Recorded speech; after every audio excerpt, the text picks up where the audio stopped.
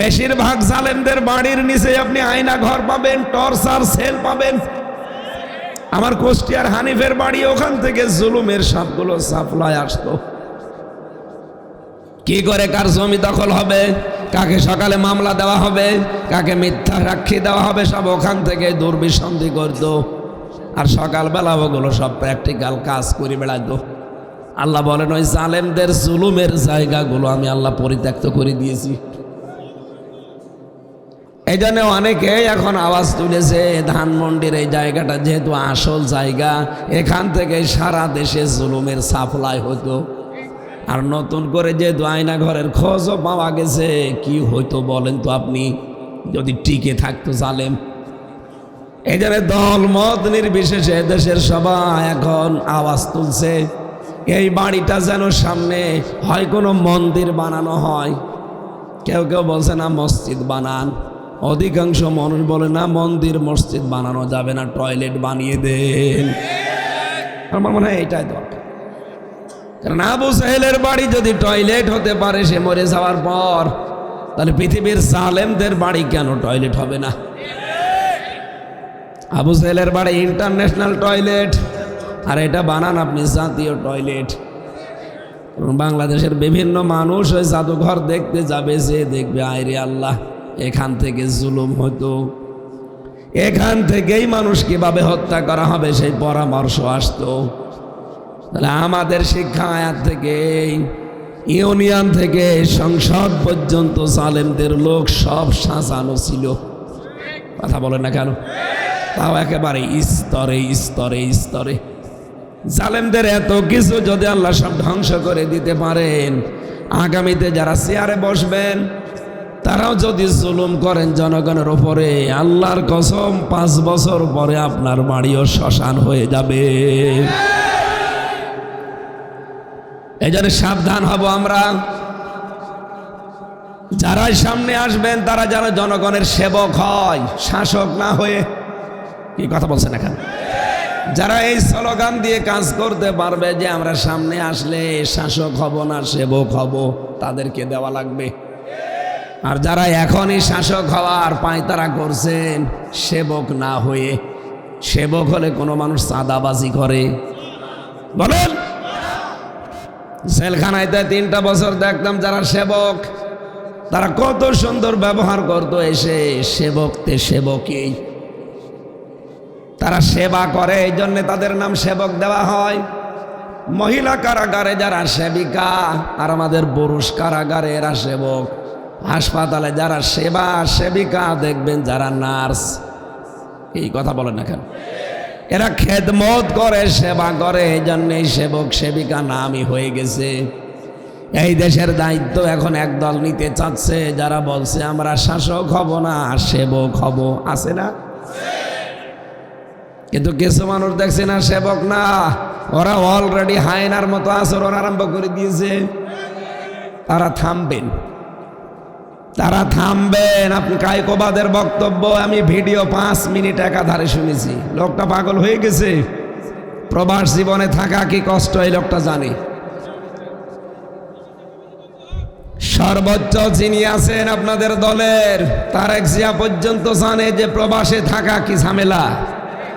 নিজের আপনজন আত্মীয় স্বজন সব কিছু বাদ দিয়ে দূর দেশে পড়ে থাকা।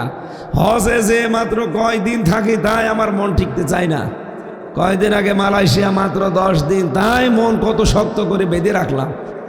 সিঙ্গাপুরে মাত্র 3 দিন, 3 দিনেই মনে হচ্ছে অতিষ্ঠ হয়ে গেছি, কখন বাড়ি যাব। আর আপনাদের নেতা, আমাদের অনেকের নেতা আজ বসে আছে, কেউ কেউ 10 বছর 15 বছর 17 বছর দেশে আসতে পারে না। তারা এই জন্যে চেষ্টা চালাচ্ছে যেন সামনে আমরা এসে জনগণের সেবক হতে পারি। সুবহানাল্লাহ বলতে পারেন না? কিন্তু যদি কেউ সেবকের নাম নিয়ে শাসক হয়, তারও পরিণতি এই ফ্যাসিস্টের মতো হবে। আমরা আশা করব আগামীতে যারা আসবেন কোরআনের জন্য দেশটা উন্মুক্ত করে দেবেন। কি কথা বলেন না কেন? এর শিক্ষা, এর প্রসার, এর প্রচার, এটা কায়েম করা এই দেশে যেন সহজ হয়ে যায়, সেই ব্যবস্থা যারা করবে এদেশের মুসলমান তাদের পক্ষে আছে।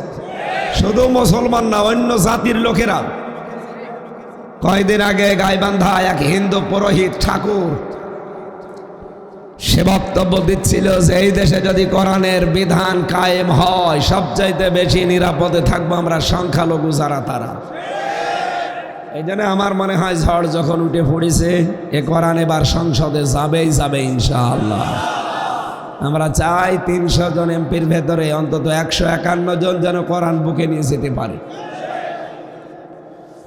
যে আল্লাহ আমাদেরকে কোরআনের তাফসীর শোনার জন্য আজকে রাত জেগে বসে থাকার সুযোগ দিলেন, ক্ষমতা দিলেন, তৌফিক দিলেন, ধৈর্য দিলেন, বলেন আলহামদুলিল্লাহ।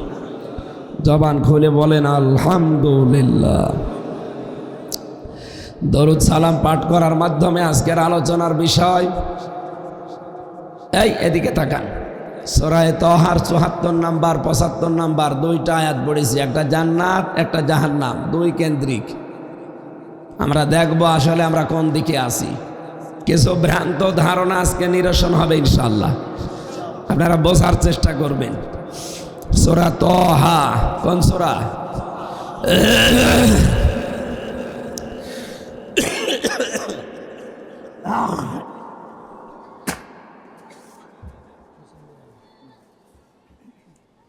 কণ্ঠ সাপোর্ট করছে না, গলা ভেঙে গেছে তো জোর করে বলতে গেলে আরো বসে যাচ্ছে।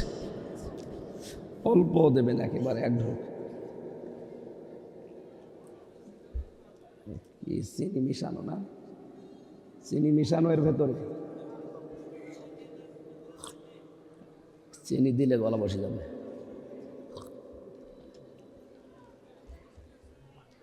ঠিক আছে থাক, আমি লাগলে বলবো।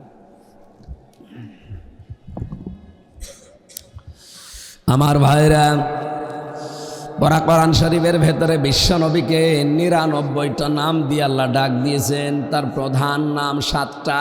কয়টা? রব্বুল আলামিন বলেন তহা, তার ভেতরে একটা ইয়াসিন, আহমাদ, মোহাম্মদ, আব্দুল, মুজাম্মিল, মুদ্দাসির। কয়টা? বলেন বলেন। সূরা ফাতিহার ভেতরে যে ৭টা আয়াত দেখেন, বিশ্বনবী মুহাম্মদুর রাসূলুল্লাহর প্রতি এই কোরআন নাজিল করে সূরা ফাতিহার ভেতরে ৭টা আয়াতে। এটা কিতাবুল মুনাব্বিহাতের ভেতর থেকে বলছি, হাফেজ ইবনে হাজার আসকালানী রহমতুল্লাহ আলাইহির লেখা। আপনাদের এই চট্টগ্রাম বিভাগের বাইতুশ শরফের মরহুম পীর আল্লামা শাহ আব্দুল জব্বার রহমতুল্লাহ আলাইহে, নাম শোনেননি লোকটার? পীর হতে হলে এরকম পীর হতে হয়। উনি পীরও ছিল, তার এলেমও ছিল। আর এখন অনেক পীর হয়, খালি পীরই নাম, কোনো এলেম কালাম নেই। এটা গিয়াসউদ্দিন তাহেরির নামের আগে পীর। ওর পেটে বোম মারবেন তো একটা আয়াতের তাফসীর মূল ভাবে করতে পারে কিনা? নামের আগে পীর বসিয়ে রেখেছে। শাহ আল্লামা আব্দুল জব্বার রহমতুল্লাহ আলাইহে তিনি কিতাবুল মুনাব্বিহাত, এটার আরবিতে লেখা, তিনি বাংলা করেছেন। উনি এই সূরা ফাতিহার এই ৭টা অক্ষর গবেষণা করে একটা তথ্য দিয়েছেন। আমরা বাংলাদেশে এখন ৪৮,০০০ পীর নাম শুনি। পীর হতে হলে আব্দুল জব্বারের মতোই হওয়া লাগবে, এইরকম পীর হবে। তিনি লিখেছেন সূরা ফাতিহায় রব্বুল আলামিন এই ৭ আয়াতের ভেতরে ৭টা অক্ষর দেননি, ৭টা হরফ। কয়টা? এদিকে তাকান, কয়টা? ৭টা হরফ তিনি দেননি। চিন্তা ভাবনা করে তিনি কিন্তু গবেষণা করে বের করলেন কেন দেননি। সূরা ফাতিহার পুরা ৭টা আয়াতে আপনি